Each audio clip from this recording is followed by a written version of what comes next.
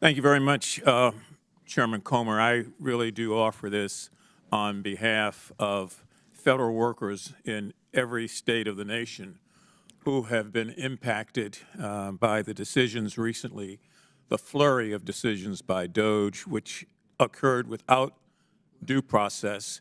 Those persons cannot be here today to speak on behalf of themselves or to offer this resolution of inquiry, but I do so on behalf of all of them. I thank you and the ranking member for the markup and for making this resolution in order. H.R. Res. 187 requests the President to transmit certain information to the House of Representatives referring to the termination, removal, placement on administrative leave, and reassignment to any other Department of Federal Work these individuals who have been affected. It also covers all of the inspector generals of the agencies that were also fired. The purpose of the resolution is simple, I hope at least. If passed, the President would receive a formal request from Congress to share information with us and with the American people about what his administration is doing to our federal workforce, including independent, nonpartisan inspectors general. Specifically, the resolution would require the Trump administration to provide documents, communication, and information regarding all federal employees who have been fired, reassigned, or placed on administrative leave. It would also request the documents of the Office of Personnel Management's decision that employees classified or working in diversity, equity, inclusion, and accessibility programs be subject to immediate removal. Americans have every right and every expectation to know how these determinations were made.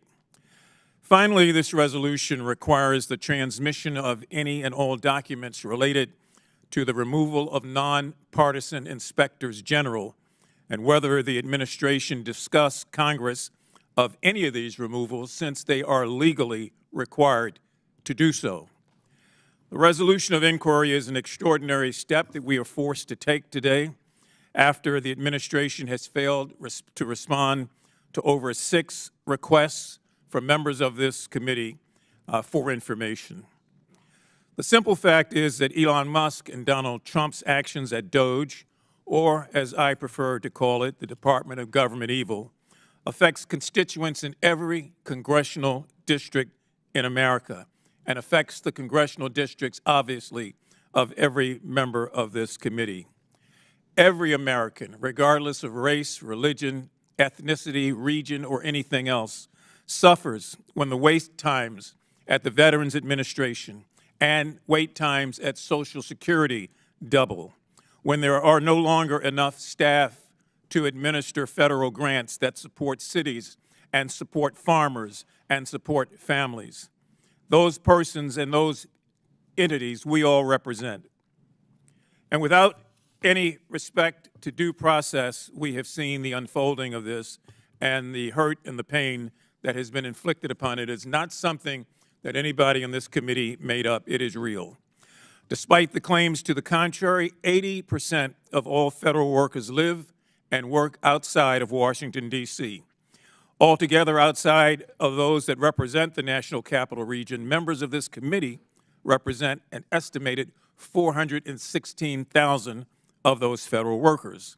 These workers are almost equally distributed across districts, as I've said before, on both sides of the aisle, in red states and in blue states. In my home district of Baltimore, 19,000 residents made a choice to dedicate their lives to the profession of public service, and they have worked for the federal government and as such supported the federal government.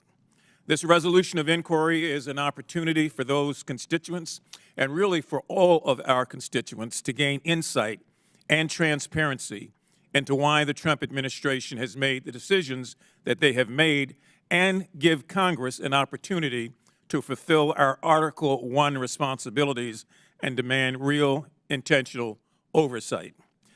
Beyond the impact to federal workers, this resolution also demands documents regarding the firing of independent inspectors general. As the ranking member of the Government Operations Subcommittee, I agree with many of my colleagues on the other side of the aisle that our country needs reforms to reduce fraud, waste, and abuse, to make it work better for all that it is supposed to serve. That's why I could not believe it when, upon taking office, the president immediately fired 18 inspector generals. As we all know, inspector generals are Senate confirmed. They are nonpartisan officials who work to provide oversight to the agencies that they are assigned to. These inspector generals and their teams have decades upon decades of institutional knowledge of the problems facing agencies and, more importantly, how to fix those problems. Many of them had been making important reforms to reduce improper payments and fraud, but now they're not able to do that. And if there was any instance of their repeated efforts to bring about change, just remember that the Department of Defense has failed 7 straight audits. Any supporter of Doge ought to have an interest in knowing why these inspector generals were illegally fired and why Congress didn't even receive notice as required under law. And so I'd like to close, Mr. Chairman, by again emphasizing our duty to the federal workforce, to contractors, and to others who have been shamefully treated without due process for the crime of wanting to serve their country. These workers are Americans, Americans with families, Americans that are part of their communities, and Americans whose livelihood, in many respects, is now being destroyed. And so I invite my colleagues on both sides of the aisle to support this rare resolution of inquiry in order to give transparency and accountability a chance. Our constituents, all of them, are depending on it. Thank you, Mr. Chairman, and I yield back. Don't miss out. Log on to oneindia.com for more updates.